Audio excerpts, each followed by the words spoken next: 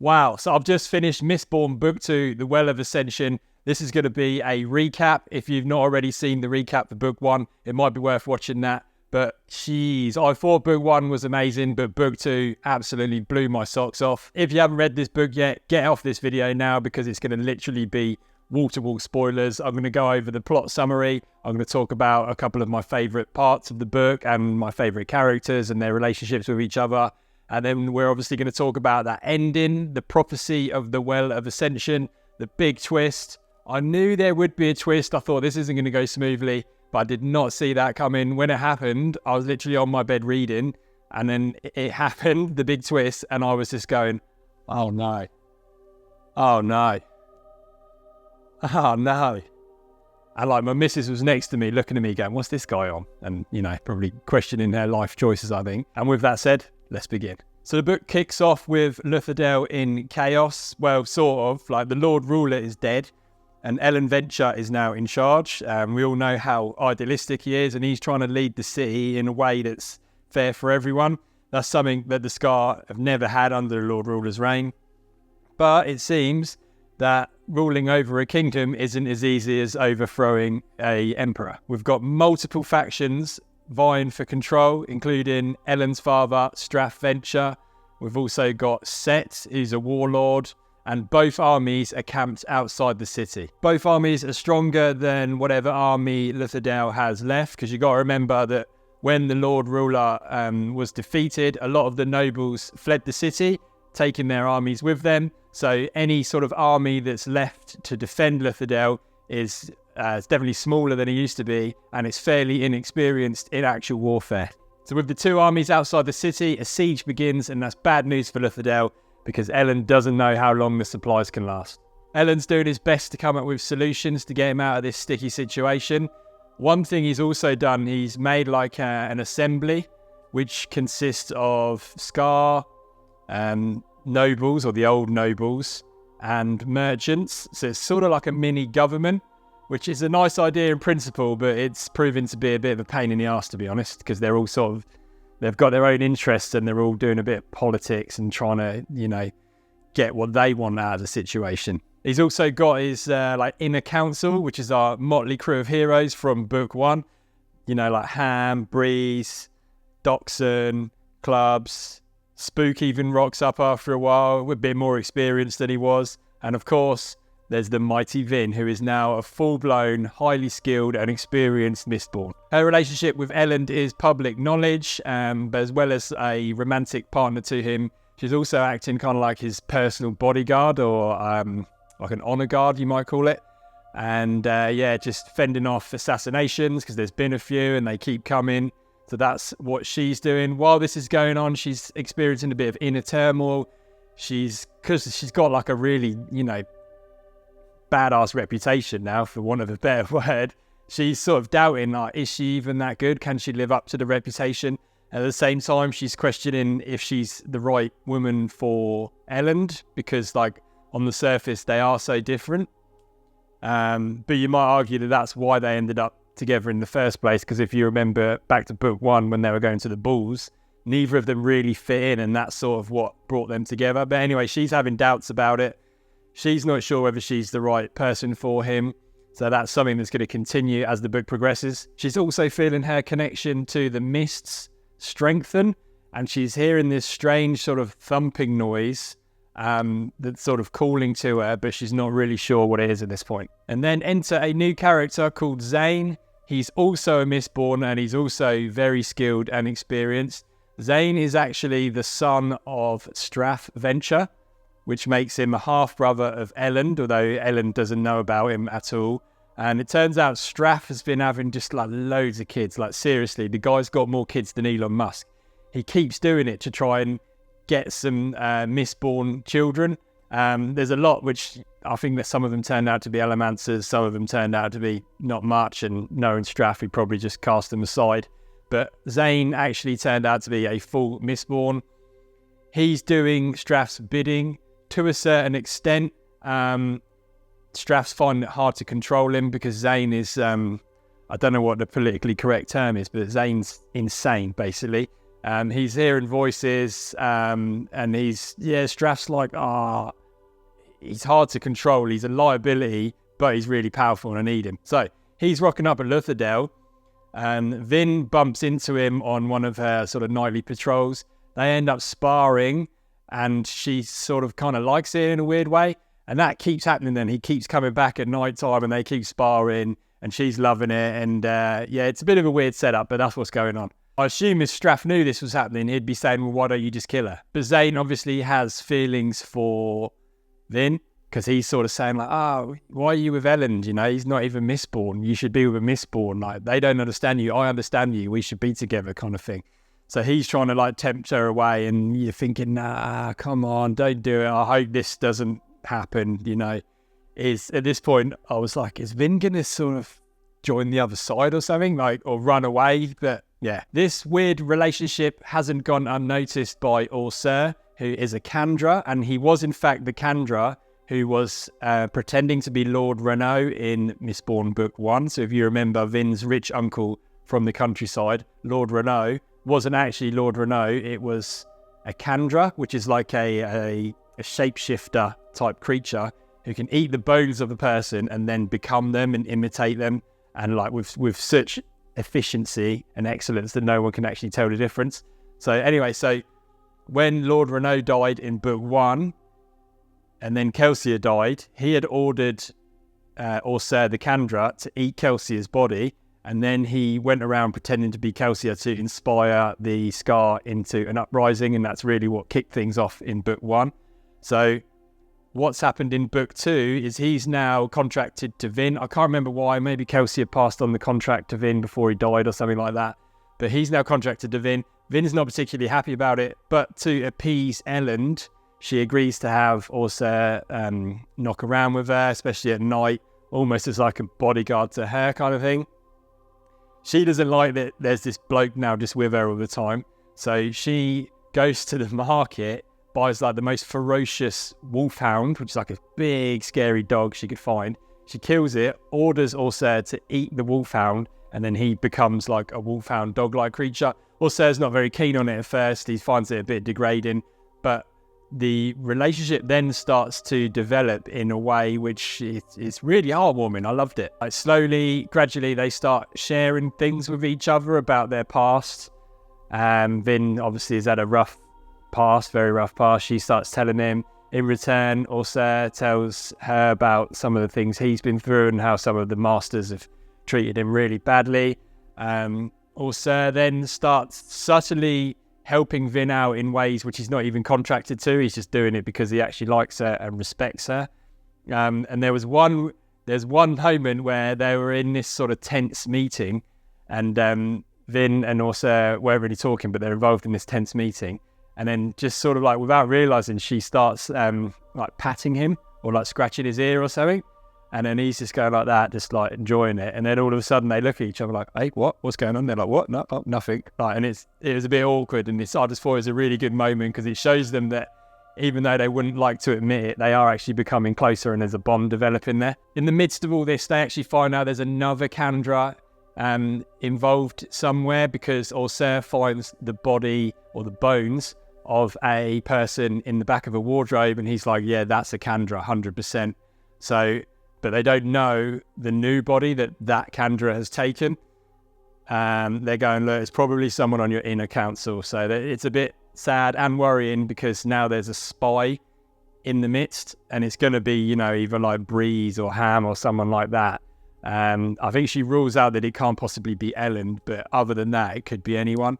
And it's sad for her because she knows that probably means one of her friends has died. So anyway, one night Zane rocks up after he hadn't rocked up for a while, and Vin was sort of going, oh, where is he? Like, you know, and you're going, just leave it, Vin. Don't worry about him. But anyway, so eventually he rocks up and he's acting even more intense than normal.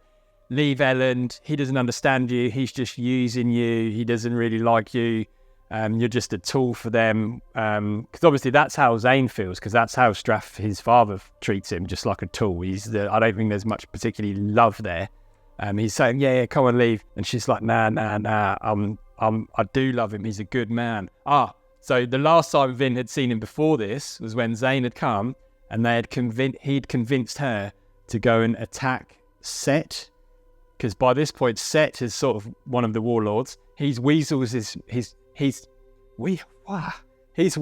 his way into Luthadel, and he's in one of the old noble houses, just holding up there. The assembly are thinking about, do we just let Set be the leader? Will that save us? Anyway, so he's held up in this house. Zane rocks up, convinces Vin, let's just go to slaughter him. Why don't we this is what we need to do. Because obviously that's good for Streff, and he's saying it's good for Vin and Elend and the rest of Luthadel, right? So she actually agrees to it, and it's a bit out of character for her, because they go through this place, just the two of them, and just wipe out, like, all of his army that he's there with. It wasn't the full army, but it was like a big bodyguard, sort of the portion of the army. Wipes them out, absolutely slaughters them, is brutal. They let Set survive, and he then flees. But yeah, anyway, it was just so out of character for Vin. You're like, is she sort of turned into the dark side here? Like, she's gone and just brutally slaughtered people who didn't have a chance. So that was the last time that he saw her. But yeah, so now he's going, come with me, leave Elend, blah, blah, blah. She's going, no, I'm definitely staying. Then Zane's like, well, sorry then, but I'm going to have to kill you. So they then start having a fight. It looks like Vin's not doing too well. She tries to, Oreseur's there, but he can't really get involved because part of the contract, I think. She calls out for his help, I think, asks him to pass her some metals that she can burn and use in the fight. Zane then goes, Tensoon, come here. And Oreseur walks over to Zane, and she's like, what? What's going on here? And Oreseur goes, I'm sorry, because it turns out Oreseur is actually Tensoon. So the body that was in the back of the wardrobe was another Kandra sent by Zane, who ate Oreseur and then pretended to be Oreseur. So Oreseur died ages ago. Well, yeah, so we find that out. We're going, but is Oreseur dead? Because I loved it. I don't know if it's because I like dogs, but I loved it. And then, but then she does the maths, and she's like, no, the whole time she's been bonding with Tensoon. And as a result of that, Tensoon is then like, he actually, although he's contracted to Zane, he actually really likes Vin. And in that moment, in the heat of the battle, he goes against his contract and helps Vin. And Vin ends up killing Zane. And you're just like, what just happened? Like, I mean, firstly, you relieve that Tensoon, who you thought was Oreseur, is still actually alive, which is great. And then Zane's gone. To be honest, I thought he was going to be a real thorn in their side. I thought he was going to be one of their biggest problems. And I was surprised that he went that quickly. You know, it's one of them stories where like one of the main villain dies early and you go, we should be good now then. And then you're like, no, there's more to come. Tensoon, as he's now called, the artist formerly known as Oreseur, he then ends up having to go back to his people, or Kandra, whatever you call it, because he's out of contract now, because Zane had the contract. He's gone. So he's had to go back, but he's been a naughty boy, so I don't really know what's going to happen there. Hopefully we see him again in book 3. That would be lovely. I'd really like that, but we'll have to see. At least he's not dead. Speaking of lovely, I just want to talk quickly about another character who I ended up loving, who I didn't at first. At first I thought, who's this? She's annoying. It is, of course, Tyndwill. I hope that's how you pronounce it. That's how I've been pronouncing it. If you've been pronouncing it differently, like I always say, you're probably right, I'm probably wrong. I don't know how to pronounce these names. I've been calling her Tyndwill. Okay, so she is a terrace woman, so like Sazed, but a woman. She just sort of rocks up one day at Luthadel and starts, I wouldn't say lecturing, mentoring Elend on how to be a better king. She's giving him a hard time, and you're like, who's this woman? Why is he even listening to her? But he actually needed a hard time because he was still this like bit wet behind the ears, idealistic scholar, like a book guy. He hadn't really become the strong king that he needs to be at that point. So Tyndwill starts saying, you're not even acting like a king. Dress properly. Start talking to people. Why are you letting people call you by your nickname? You're the king. Like all this stuff. And then you're like, yeah, fair play. Like he does actually need to know that. He starts then behaving differently. And you can see Elend then starts getting a bit more respect from everyone. There's quite a nice scene where Tyndwill then takes Vin and Ariane, who's actually Set's daughter, it gets a bit complicated. You don't really need to remember this too much. Set's daughter has a thing with Breeze. She's now also living in Luthadel. So Tyndwill takes Vin and Aurian shopping for a dress. She's like, look, you got to be acting and dressing properly as well. You're like the, I don't know what the Queen Regent, would it be? Is that right? Or like the First Lady sort of thing if it was a president. So takes them shopping, and then you see like the deeper side, the more sensitive side of Tyndwill, and she's like, yeah, look, he needs it, but he's a good man. And there's one quote I really love: good men can make terrible kings, but bad men cannot make good kings. It's better to start with a good man and work on the rest. So that's what she sees in Ellen. She's like, he's a good man, the other stuff's fixable. Whereas vice versa, you could get someone who's already, ruthless and strong in that. But if they're a bad character at their core, then they're never going to be a good king, and you can't change that. So then you're thinking, right, now there's a terrace woman on the scene. Sazed is a terrace man. But they actually don't get on at first. And I don't know why they don't. Oh, yeah, it's because Sazed is seen as a bit of a rebel because he doesn't act like a normal terrace man, right?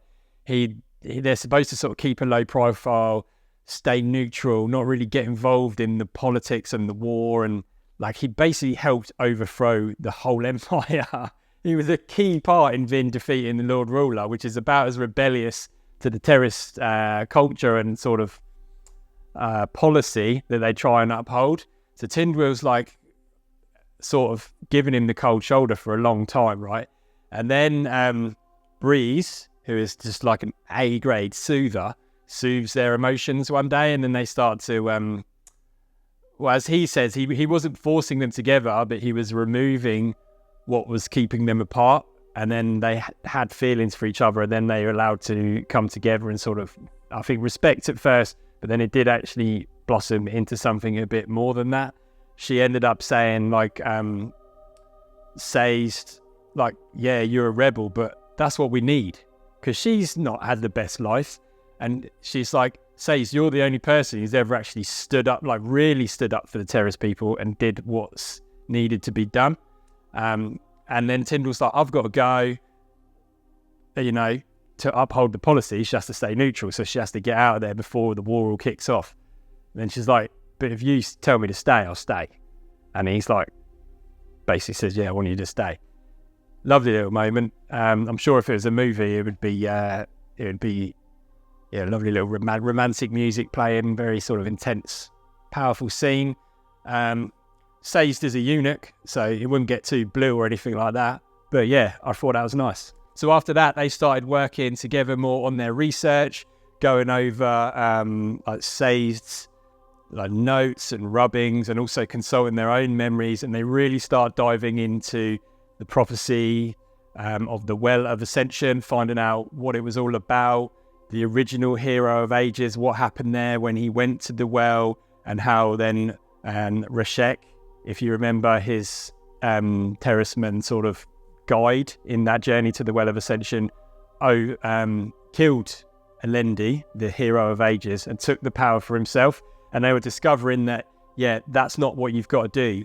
The hero of ages, who they're now starting to believe is actually Vin, needs to go to the Well of Ascension, take the power, and then release it instead of keeping it for herself. More on that shortly. But I just want to say, did you notice how much more of a role Sazed has in book 2 compared to book 1? He's literally like one of the main characters now, and I love it. I think he's a top guy. I'm absolutely here for it. At this point in time, Elend isn't particularly looped in on the whole prophecies and all that kind of thing. He's got more pressing matters to deal with, such as the armies on his doorstep. A third army has now rocked up, and it's coloss, I think that's how you say it, which is like massive blue, bloodthirsty, ferocious creatures, kind of humanoid, but their like skin is blue. And they start off, the small ones I guess are like human size, but then they grow huge, like 20 foot tall, but their skin stops growing, so they're all like ripped, they have ripped skin and all that, and they're just an absolute insane, bloodthirsty group of creatures. Wherever they go, they just bring absolute chaos and destruction and slaughter. So an army of them has now rocked up outside Luthadel as well, arguably more powerful than any of the other armies. They're being led by Ellen's old mate, who's an absolute snake, by the way, Sazed. He's paying them somehow, which Ellen doesn't know that yet. But so they're going, what am I going to do about this army? We've got no chance against this now. Ellen's like, something drastic needs to happen here. He goes out on his own without Vin knowing, because she'd go mental at him. He goes out on his own, goes into the coloss camp to try and negotiate with him. He gets there, the first sort of scouts, I guess, that he comes across there, they see him, and it's all going not well at all. He's like, geez, I'm not going to last very long here. He then goes, I've got to, again, do something drastic. And this is the most reckless / brave thing that Ellen's done up to this point. He picks the smallest coloss of the group that he's with, who's probably about human size, and just goes mad on him, right? Ends up managing to kill him. And then all the other coloss are like, yeah, fair play, respect for that. So they actually want to listen to him at least. Take him to Sazed. They have a chat. Nothing really comes of it. She's like, you're a knobhead, Sazed. Anyway, so at least he gets out of there. And while he's doing that, he manages to find out how the setup is actually working. So Sazed is paying the coloss with fake money. He's making like coins made out of wood and then covering them with some sort of gold paint or something like that. I think, can't quite remember, something like that. But yeah, I thought that was just a great moment, and it really sort of painted the picture of, okay, right, Ellen's having to become like a more brutal king now that's like ready to smash heads, you know. By the way, if you're enjoying this video so far, make sure you hit subscribe and turn notifications on so that you'll be made aware when I drop my next Mistborn video, and it also really helps out the channel. Anyway, apologies for rambling so far. Let's get on to that final battle. So Set retreats. So Vin goes in, slaughters basically all of his guard that he's there with. He manages to escape Luthadel. He reunites with his army outside Luthadel, but he's like, we don't stand a good chance of coming out of this favourably. So he retreats, right? The fact that Set was there was pretty much the only thing stopping Straff attack, because Straff didn't want to attack because then he'd be left weakened by that battle, and then Set could come in and clean up. So with Set now gone, Straff's like, ooh. But obviously the coloss are still there. So Straff does like a fake retreat. So he disappears, right? And as that's happening, the coloss then start to attack Luthadel. So by this point, Ellen and Vin have already fled the city. Basically, the inner council, so Sazed and all of her little inner advisory council, have told them, you've got to go north to find the Well of Ascension, because we're all doomed anyway. If you stay here, you're all dead. So I think the thinking was like, look, at least if you go, find the Well of Ascension, at least you'll live to fight another day, and then you can come back and continue fighting the good fight. So they're days away by the time the coloss reach the city and start breaching the walls, right? And you're like, I can kind of see the logic of what they're doing there, but one, it's a lie, and you just think if Vin was there, maybe they'd stand a chance. Like, anyway, so they're gone. The coloss start attacking the city. Luthadel, I think they'd done a fairly good job in sort of organising their defences, but the coloss were just too strong. It wasn't long before they started to break through the city walls and through all the, because there's loads of gates all around Luthadel, and they just started breaching all the gates except one, and that was, I guess, what's the word? That was commanded by Sazed. So he turned into a madman. So he's got, obviously because it's Farukami, he saved up strength and all of these various powers and skills. So when the battle starts, he just like turns into some massive, muscly beast, right? As big as like the coloss, the biggest coloss, like almost, I don't think quite. But yeah, so, but the reason I say that is because at one point, so one of the biggest coloss comes in through his gate, and Sazed just smacks him right in the face and just ends him just like that. So that sort of gives his little troops around him a bit of hope, and that's sort of why they lasted so long. And the bodies were piling up on both sides, but unlike on the other gates, a lot of the bodies were actually coloss bodies as well, doing an amazing job, putting up a very noble fight. But ultimately it was never going to be enough, and they couldn't keep doing that forever because the coloss just had the numbers that just kept coming. Meanwhile, days away where Vin and Ellen are, and Spook's gone with them as sort of like a guide because he's good with horses and sort of scouting and things like that. Spook comes clean and goes to Vin like, yeah, sorry, it was a lie. Like, the Well of Ascension's not even up here. We don't know. We just told you that to get you out of the city. Vin and Ellen are like, no, why have you done that? Like, and then Vin's like, I've got to get back. So she's able to use her Allomancy Mistborn powers to basically fly there. Like, there's a bit of, Allomancy logic involved, but she basically just flies there and manages to cover like a few days journey in just a few hours. Ellen and Spook obviously have to walk back, so they're like, well, by the time we get there, it's going to be over one way or another anyway.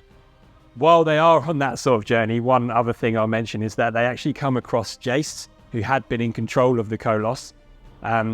Turns out he'd just lost control of them, and Ellen was like, well, yeah, no shit, obviously that was going to happen, you idiot.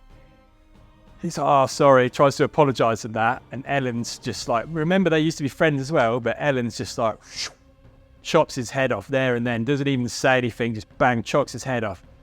And you're like, wow, the old Ellen wouldn't have done that. But I think he just realises just how bad it was, because if it wasn't for Jace rocking up with those coloss, they might not have even been in that situation. The original plan might have worked. But yeah, so he just ends him. So yeah, Ellen is becoming a changed man. Right, so let's get on to Vin now. She gets back to the city, and they're just about sort of breached Sazed Gate as well. And the coloss are now running through the city and just like absolutely slaughtering like the normal people that are living in the city, because they're just running rampant through the whole city. Vin's like, I can't just fight all these, that's never going to work. So she tries a desperate move, and she uses her Allomancy skill, something which she'd accidentally done with Tensoon once.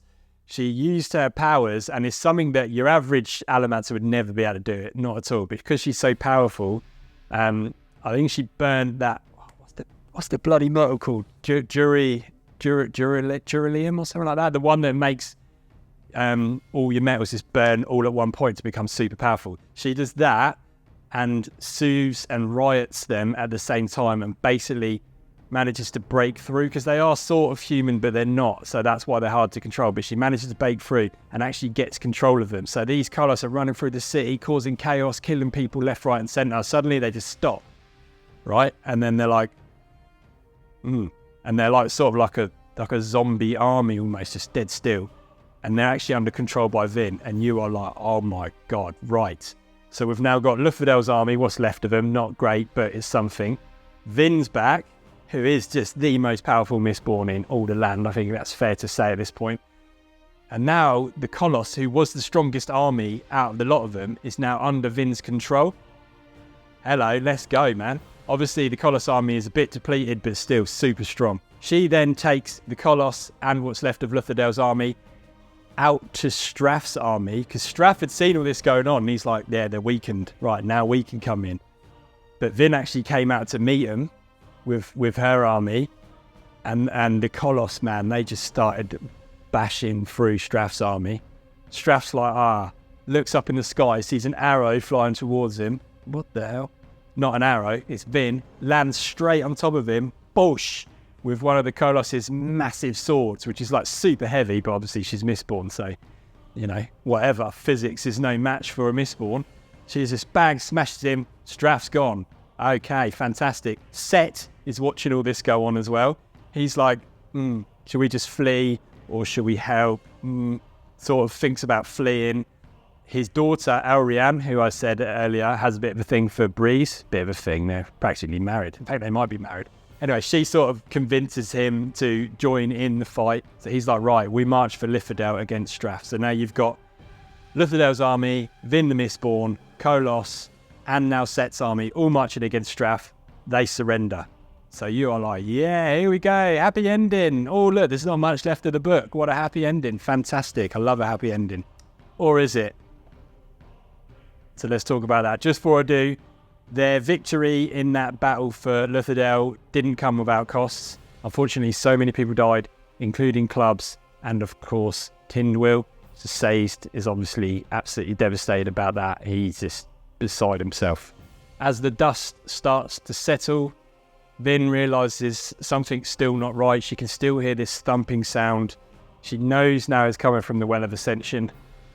She knows it's in Luthadel somewhere, and she sort of follows the trail and discovers it's in Credic Shore, which was the old sort of fortress / keep of the Lord Ruler.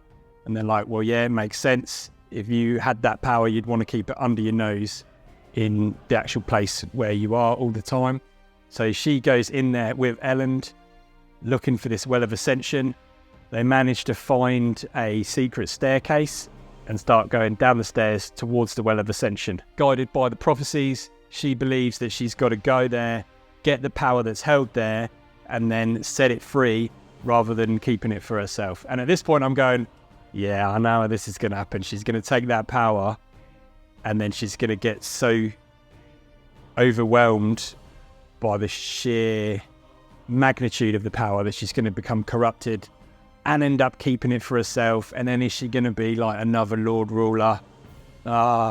Shame, I liked her. That's what I was thinking anyway, right? Meanwhile, Sazed is up in his little house, or I don't know, where little house, yeah, live in the house, up in his room, wherever he stays.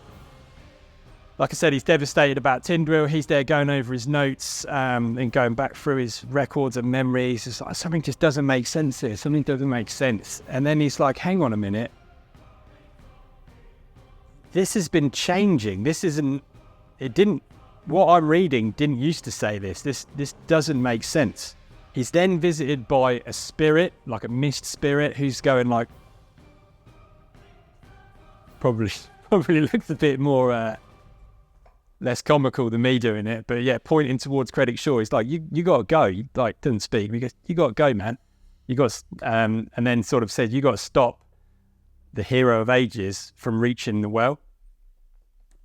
So he's like, and then he starts hearing screaming because the mists have come, and the mist that didn't used to kill people, now it just started killing people indiscriminately. Anyone caught in the mist, they just die. So then Sazed starts just legging it towards Credic Shore. He's got to stop Vin reaching the well.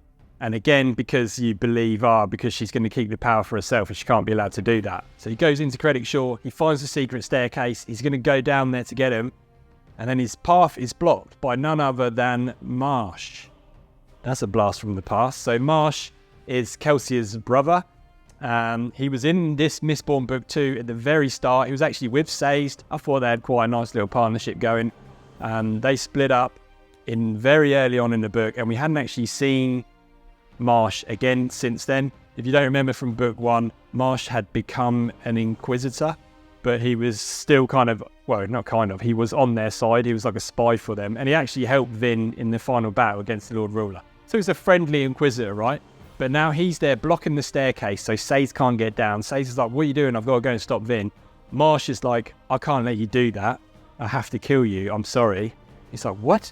And he's like, I don't know why, but I have to kill you. I'm sorry. So they then start having a fight, and it all kicks off. It goes, like massive fight. Sazed eventually manages to overpower Marsh. He doesn't kill him, but he manages to knock him out. But it's too late by that point. Vin and Elend are down at the well. It's magnificent. They're staring at it in awe. You're like, what's going to happen here? Don't make the wrong choice. Then another mist spirit appears. Vin's like, hey, watch out, Elend. Elend's like, no, I think he's friendly. I think he's trying to help us. Mist spirit just goes with a dagger, slices through Elend's stomach or his gut. Elend's like, he's absolutely bleeding out.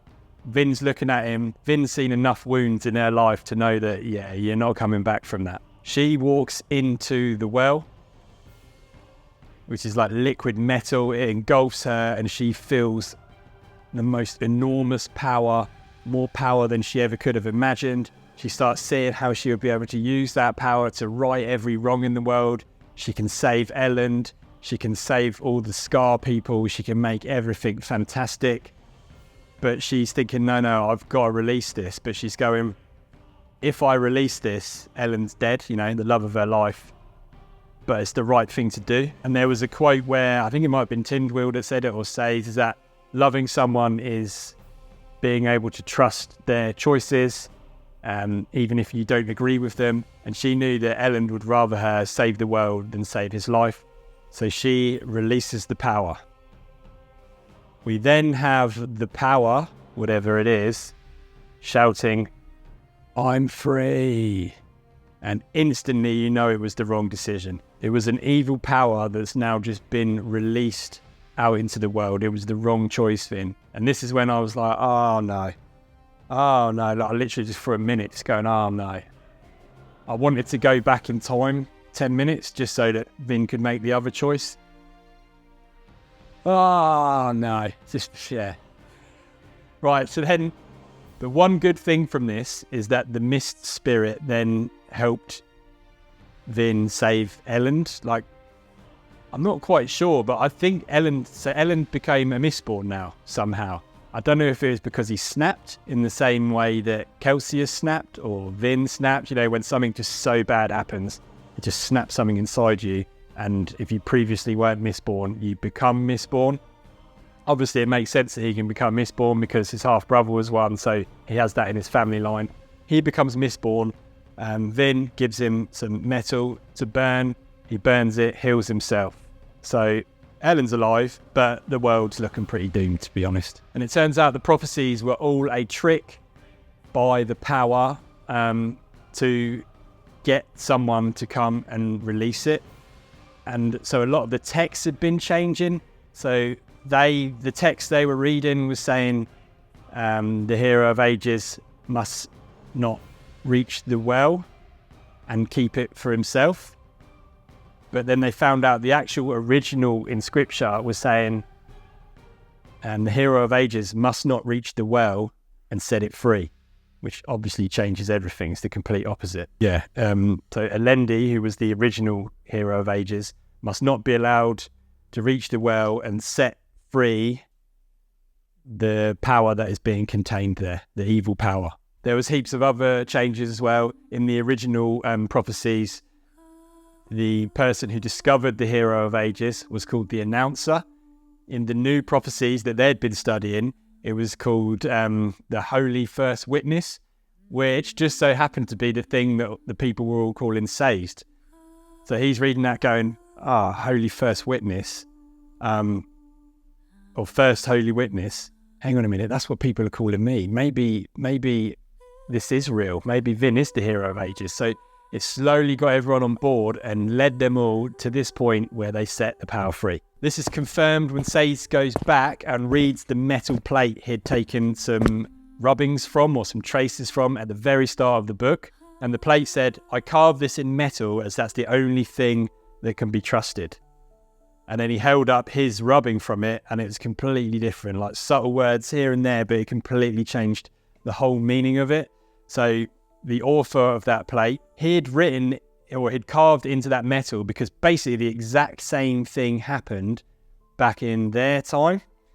Now, luckily, someone realised that the first time around, and that's when he sent his nephew Reshek to go with Elendi, the hero of ages, to the Well of Ascension on the orders that Reshek needs to either change Elendi's mind or if not, kill him.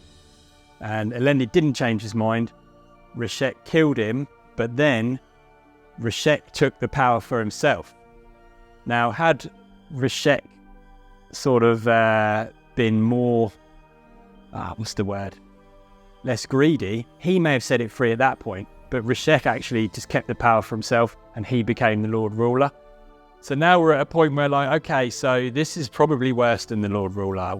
How's this going to go down? And honestly, I don't know, but I can tell you, I cannot wait to start book 3. So I finished book 2 about 4 or 5 days ago, but I've been waiting to find time to do this recap. I didn't want to start this in case I spoiled something and accidentally let it slip in this video, but I cannot wait to see what happens. Subscribe to this channel because I'll be doing a recap after this, and then that's the end of the first trilogy.